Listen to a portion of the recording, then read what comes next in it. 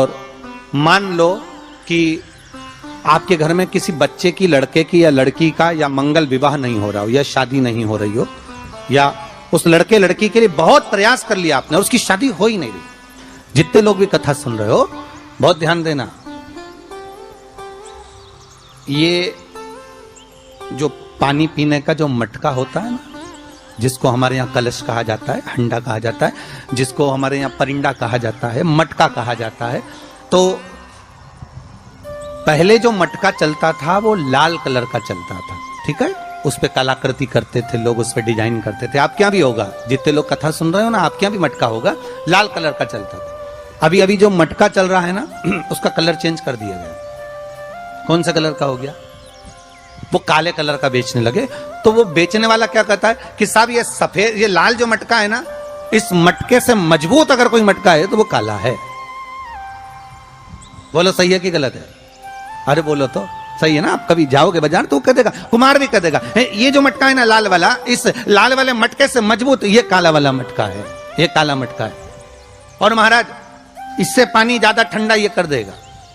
पर शिव महापुराण की कथा, लिंग पुराण की कथा कहती है, और अगर आपने बैसाख मास की कथा को श्रवण कराओ, बैसाख की एक कथा होती है, उसको अगर आपने श्रवण कराओ तो उसमें वर्णन आता है कि घर के अंदर जहां पर आप पानी पीते हो, जिस स्थान पर अन्नपूर्णा निवास करती है, जिस स्थान पर अन्नपूर्णा का वासा होता है, रसोई घर में जहां पर भोजन बनता है, उस स्थान पर काला मटका नहीं रखा जाता।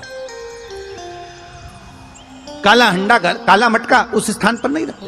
पर आज फैशन के हिसाब से, अरे साहब वो ये मटका थोड़ा कम ठंडा पानी देगा तो ये मटका ज्यादा ठंडा पानी देगा, तो उसको काले मटके को रखें। पर हमारा शास्त्र कहता है काला मटका लोग रखते कहाँ थे? पहले जो शास्त्र रीति थी, उस काले मटके को रखते थे जब मकान बनता था, जब प्रॉपर्टी बनती थी, जब जमीन बनती थी, जब जायदाद बनती थी, संपदा बनती थी, तो उस स्थान पर उस काले मटके को केवल नजरोटे के लिए, केवल हाय के लिए, केवल नजर के लिए रखा जाता। उसको लोग लेना पसंद नहीं करते।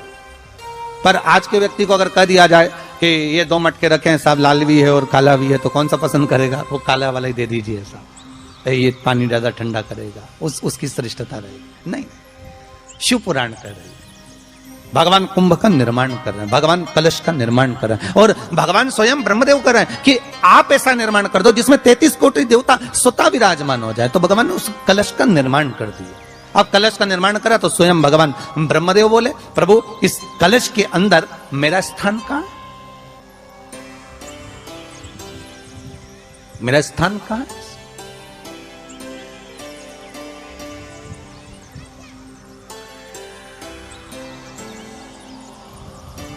बहुत ध्यान देना महाराज, कलश का जो मुख होता है, उस मुख पर भगवान विष्णु का स्थान होता है। किसका स्थान है? भगवान विष्णु का। थोड़ा सा नीचे आओगे, जहां से कलश का मुख दबा हुआ होता है, वह जगह भगवान स्वयं शिव की होती है। किसकी जगह है? भगवान शंकर की। कलश का अग्रभाग, नीचे का भाग जहां से फैला हुआ होता है, वहां ब्रह्मा का आधिपत्य स्थापित होता है। फिर कलश का जो नीचे का भाग होता है, वो भगवान शिव और शक्ति का स्थान होता है। कलश के बाहरी भाग में, जहां पर बाहर का हिस्सा होता है, उस कलश के बाहरी भाग में 33 कोटि देवताओं को भगवान शंकर ने लाकर विराजमान किया होता है। महाराज भगवान शंकर 33 कोटि देवताओं को निमंत्रण देकर उस कलश में विराजमान कर दिया। कितना सुंदर है महाराज जी। उस आम के पल्लव की महत्वता को जरा जानिएगा, बहुत बहुत ध्यान दीजिएगा। आम के पत्ते देखे आप लोगों ने? अरे बोलो जम के तो बोलो, देखें। उसका प्रयोग कभी आप लोगों ने करा? आम के पत्ते का कभी प्रयोग कर कर देखिएगा। अभी तो नवरात्रि चल रही है, नवरात्रे में जब 5वां दिन नवरात्रे का रहे, चैत्री नवरात्रे का 5वां दिन रहे, और मान लो कि आपके घर में किसी बच्चे की, लड़के की या लड़की का या मंगल विवाह नहीं हो रहा हो या शादी नहीं हो रही हो, या उस लड़के लड़की के लिए बहुत प्रयास कर लिया आपने, उसकी शादी हो ही नहीं रही, अथक प्रयास आपने कर लिया और उसका मंगल विवाह नहीं हो रहा, तो ये देवी भागवत में स्पष्ट कहा गया, देवी भागवत में वर्णन किया गया है, देवी भागवत में वर्णित किया गया। और देवी भागवत में कहा गया कि आम का जो पत्ते होते हैं, आम का जो पत्ता होता है, आम का जो पल्लव होता है, उस आम के पत्ते पर हल्दी और सिंदूर इन दोनों से स्वस्तिक का निर्माण किया जाए। देवी भागवत का संवाद है, बहुत ध्यान देना महाराज। जिन कन्याओं का विवाह ना हो पंचमी के दिन, नवरात्रे की कोई सी भी पंचमी, मतलब जो पंचमी तिथि पड़ेगी, कोई भी नवरात्र हो, चाहे वो 4 नवरात्र में से, चाहे वो पौष का हो, अश्विन का हो, चैत्र का हो, आषाढ़ का हो, किसी भी नवरात्र में आप कर सकते हैं। एक पान के पत्ते पर, एक ही पत्ते पर जो 2 स्वस्तिक बनेंगे, एक हल्दी का बनेगा, एक सिंदूर का बनेगा।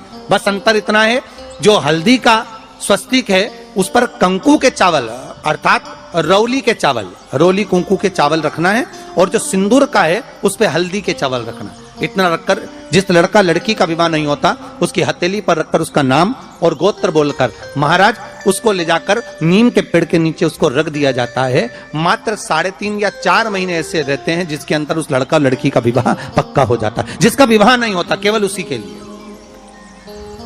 जिसका मंगल विवाह ना हो रहा। आम के पल्लव में शिव का वर प्रदान है, आम के पल्लव में शंकर का आशीर्वाद, आम के पल्लव में शिव का।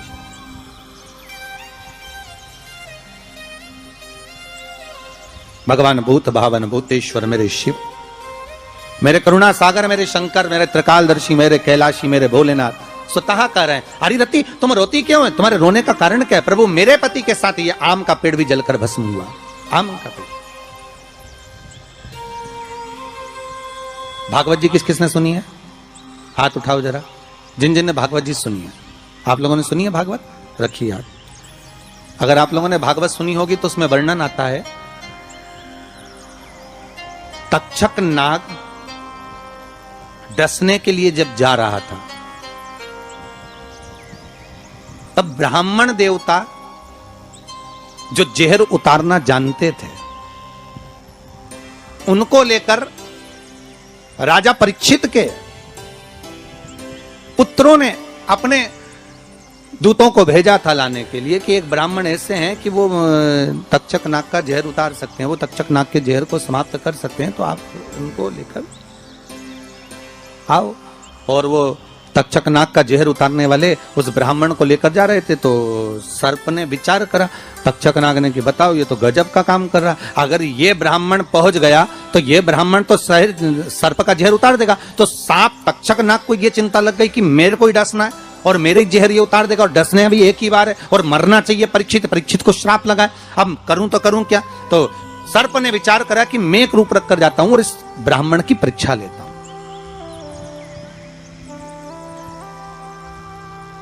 सर्प रूप रख कर गया। भागवत आप लोगों ने श्रवण करी होगी। तो जब तक्षक रूप रख कर गया और उस ब्राह्मण के पास में जाकर पूछा कि ब्राह्मण देवता ये बताओ कि आप कहां जा रहे हो, तो ब्राह्मण बोला आपको नहीं मालूम, राजा परीक्षित को सांप डसने वाला है तक्षक नाग और मैं जहर उतारना जानता हूं। अच्छा आप जहर उतार दोगे? हाँ। तो किस लिए जा रहे हो? जहर उतारने के लिए। तो जहर उतारने क्यों जा रहे हो? तो कहा राजा है राजा, जब राजा का जहर उतारेंगे तो मुद्रा भी कितनी मिलेगी आपको मालूम नहीं है क्या? अच्छा ब्राह्मण देवता इसलिए जा रहे हो? हाँ। पर उसको तो किसी संत ने श्राप दिया। अरे तो श्राप संत ने दिया है, हम ब्राह्मण हैं, हमारा कर्म है किसी को बचाना, तो हम तो बचाएंगे।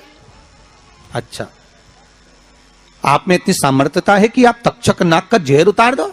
अरे तक्षक नाग आकर अगर मेरे सामने खड़ा हो जाए और किसी को डस ले तो यह पक्का है कि मैं जहर उतार सकता हूं। अच्छा तो इतने में तक्षक नाग सामने बिल्कुल प्रकट हो गया और तक्षक नाग प्रकट होकर बोला बता ब्राह्मण किसको डसूं मैं? ब्राह्मण ने कह दिया तुम्हारी मर्जी पड़े उसको डसो। सामने एक पेड़ था, उस पेड़ को ब्राह्मण ने उस तक्षक नाग ने डस लिया। अब तक्षक नाग ने उस पेड़ को डसा और डसने के बाद में वो पेड़ पूरा जल गया, पूरा जल गया। अब पेड़ तो जल गया पर ब्राह्मण जो था जिसको परीक्षा देना थी वो ब्राह्मण को यह नहीं मालूम था कि इस पेड़ पर एक संत बैठकर साधना कर रहा था, तपस्या कर रहा था, और जब वो पेड़ जला तो वो संत भी जल गया, संत भी जल गया। अब जब संत जल गया ब्राह्मण ने हाहाकार की आवाज जब सुनी तो आंखों में जल भर गया। आखिर हुआ क्या? ये संत जल कैसे गया? तो कहा इसके जलने का कारण केवल इतना है कि अब आप जीवित करो, इस पेड़ को हरा भरा करो, इस पेड़ को हरा भरा कर दीजिए।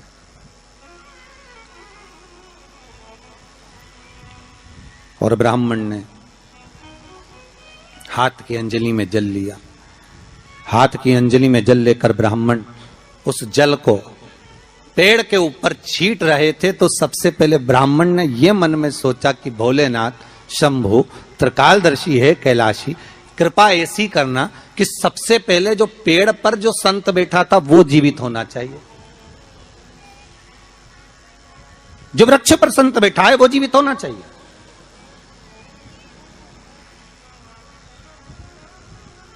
हाथ का जल ब्राह्मण ने जैसे छोड़ा, छोड़ते से ही पेड़ भी हरा भरा हो गया और उसके ऊपर जो संत बैठे थे वो भी जीवित हो गए। जीवित हो गए तो तक्षक नाग को ये लगा कि इसने एक जले हुए पेड़ को जीवित कर दिया, वापिस हरा भरा कर दिया, और इसने ऊपर बैठे हुए संत को वापिस जीवित कर दिया, तो ये पक्का है कि मतलब ये तक्षक नाग का जहर, मतलब मेरा जहर राजा परीक्षित को उतार सकता है। तो तक्षक नाग ने अपनी बात को पलटा और पलट कर कहा, महाराज जी हाथ जोड़कर निवेदन करता हूं, जितना राजा परीक्षित के पुत्र आपको धन देंगे उससे 1000 गुना धन मैं आपको देता हूं।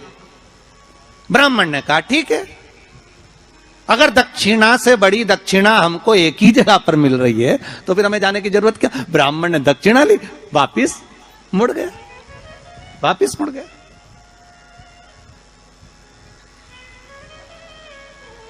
अब ईमानदारी से बोलो, वो ब्राह्मण नरक गया होगा कि स्वर्ग गया होगा? जरा जम के बोलना हो, सुनाई देना चाहिए हमको। कहां गया होगा? नरक। काय में लिखा है? देवी भागवत में।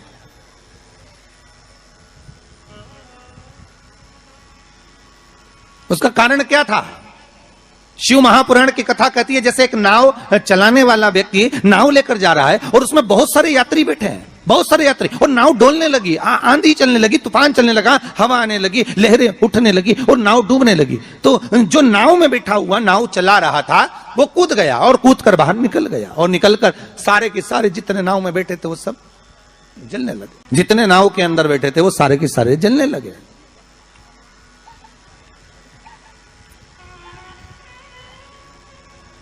जब वो सारे के सारे पानी में डूबने लगे और पानी में नाव में जाकर सबकी सब जब डूब रहे हैं, सब मर गए, सारे के सारे जो नाव में बैठे थे, जो तैरना जानते थे वो बाहर निकल गए, बाकी की सब डूब गए।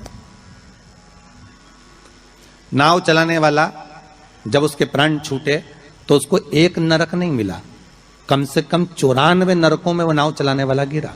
शिव महापुराण की कथा कहती। तो उस नाव चलाने वाले ने भगवान से पूछा